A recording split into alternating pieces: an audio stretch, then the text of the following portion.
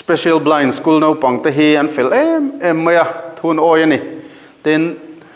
hetia an zirna mai pi lama hian in fiam na te ten zai le lam te an zir thina tuna po hian o nang kan lal kan pathian ti hla min rem sak dona he hla hi national festival antia chu Haryana a omdona November tha ani takhi fix ala nilova chuta chuan zai tura than ania chuta chuan English le mizovin anjuk sadona ni an practice na sahle to maya ngaihnawm khop mai he guitar te pon thiama keyboard te thleng hian an tung thiam em mai an orol te hi moi ani poni sela an zai kan ngai thla photang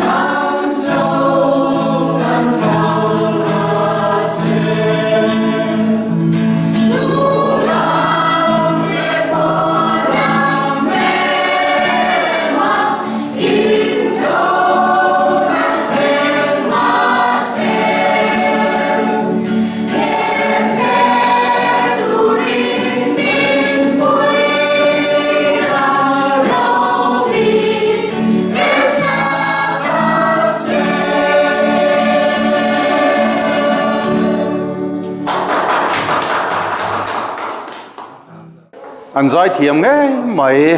rilru khoi tak zeta an o tha tin an trang boka an hu no mani chun hei female voice an timea a mei che hlang zai an ngai thlavele thung do na Khawvel Parmawina tiam mi kha kha min sak le do na ni tuna kan lo ngai thlang